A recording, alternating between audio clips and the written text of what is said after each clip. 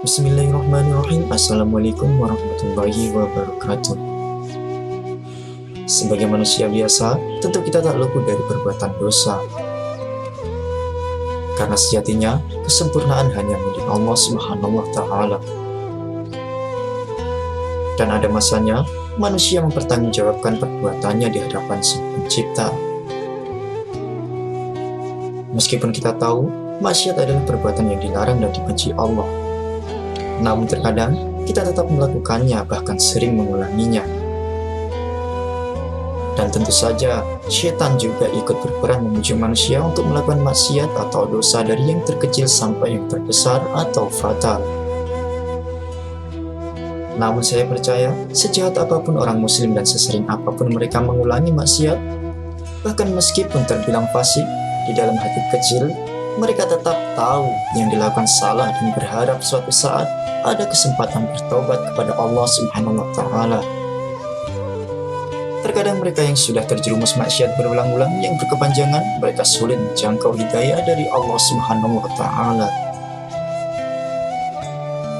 Tentu saja ada beberapa faktor yang mendorong sulitnya menjangkau hidayah Allah Subhanahu wa Ta'ala dan untuk kembali ke jalan yang benar.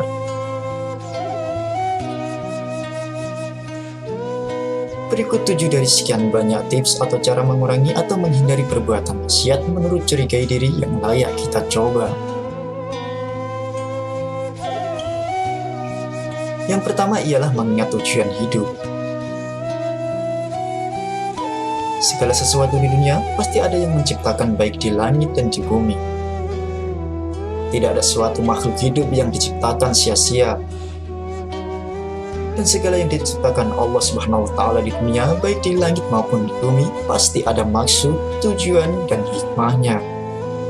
Kita tahu tujuan manusia diciptakan adalah agar manusia mengetahui tentang Allah dan untuk beribadah hanya kepada Allah semata. Jadi, sering-seringlah memikirkan tujuan kita diciptakan di dunia, agar hati semakin bergerak untuk kembali beribadah dan sujud pada Allah Subhanahu wa Ta'ala. Yang kedua ialah sering-sering mendengar ceramah. Di era digital yang serba canggih, tanpa harus datang langsung, tentu kita sangat mudah dan cepat untuk mencari rekaman video baik pengajian, ceramah, ataupun tanya jawab yang bisa kita dengarkan. Namun terkadang, karena seringnya mengulang perbuatan maksiat membuat kita malas mendengarkan pengajian atau ceramah dari ustadz atau ulama. Sebenarnya, perasaan malas mendengarkan hanya suatu alasan untuk menutupi rasa takut pada dosa maksiat yang sering kita lakukan. Jadi, mulailah memaksa diri untuk sering mendengarkan pengajian atau ceramah untuk melawan rasa takut itu dan menuju hidayah Allah Subhanahu wa Ta'ala. Dan usahakanlah mendengar setiap hari pada situasi sunyi agar kita bisa sambil merenung sesaat.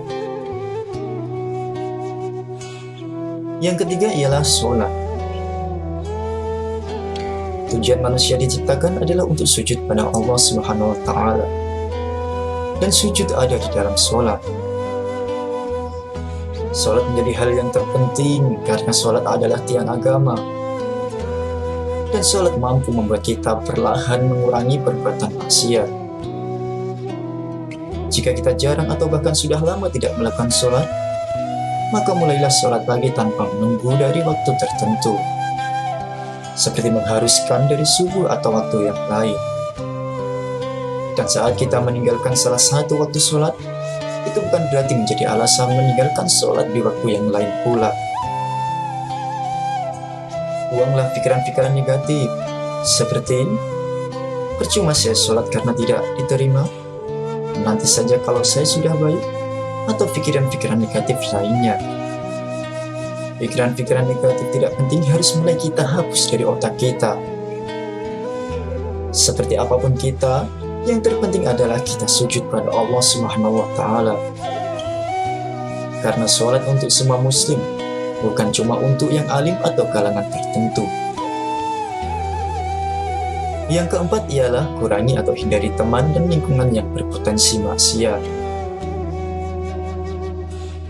Mengurangi atau menghindari berkumpul dengan teman dalam sebuah lingkungan yang berpotensi membuat kita maksiat harus dilakukan.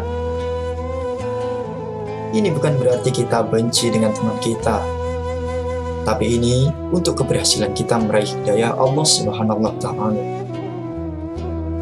Kita bisa sering kumpul dengan mereka lagi saat kita sudah benar-benar yakin mampu menolak ajakan maksiat mereka. Dan mereka pun telah mampu menerima dan memaklumi perubahan kita. Yang kelima ialah menutup telinga. Menutup telinga maksudnya adalah kita harus mampu menahan kata-kata dari mulut teman-teman bermaksiat dulu. Saat kita memutuskan untuk mengurangi bahkan meninggalkan perbuatan-perbuatan maksiat, tentu akan ada kata-kata tajam dari teman bermaksiat dulu. Atau juga dari orang-orang sekitar kita. Jika kalian tak mampu menjawab tegas, akan lebih baik diam. Meskipun kita dihujani kata-kata tajam seperti sok suci, sok alim, atau membicarakan masa lalu kita harus tetap sabar. Jangan sampai emosi yang akhirnya membuat kita mau diajak kembali bermaksiat. Yang keenam ialah move on. Move on yang dimaksud di sini adalah mengubur atau tidak terlalu sering mengingat perbuatan maksiat di masa lalu. Mengingat perbuatan dosa atau maksiat tentu baik, namun terlalu sering justru membuat kita pesimis. Dan dikhawatirkan menimbulkan pikiran-pikiran negatif yang membuat kita lupa bersyukur atas hidayah yang diberikan Allah Subhanahu wa Ta'ala. Di masa seperti itu, sebaiknya banyak bersyukur karena masih diberi kesempatan bersujud. Dan mengurangi bahkan meninggalkan perbuatan-perbuatan maksiat.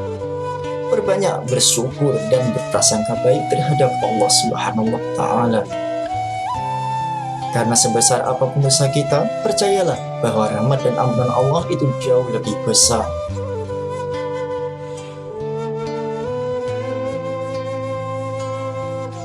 Yang ketujuh ialah kesampingkan surga dan neraka. Manusia diciptakan oleh Allah Subhanahu wa Ta'ala bertujuan bersujud dan beribadah padanya. Namun ketika diberi akal, malah beribadah dengan tujuan utama meraih surga, dan setelah di surga membayangkan yang enak-enak. Lalu di mana kedudukan Allah? Sudah saatnya kita tidak terlalu memikirkan diterima atau tidak amal ibadah kita dan di mana kita telah ditempatkan. Karena sesungguhnya itu hak Allah Subhanahu wa Ta'ala. Sujudlah karena Allah, bukan karena surga. Lakukan saja kewajiban kita dan jalankan perintah Allah Subhanahu wa Ta'ala tanpa mengulur waktu. Ingatlah, Allah Subhanahu wa Ta'ala layak disembah dan dicintai siapapun tanpa syarat harus alim dulu. Itulah 7 dari sekian banyak tips atau cara mengurangi atau menghindari perbuatan maksiat menurut curigai diri. Semoga Allah Subhanahu wa Ta'ala memberi hidayah dan rahmat pada kita semua, dan semoga dosa kita diampuni oleh Allah Subhanahu wa Ta'ala. Amin.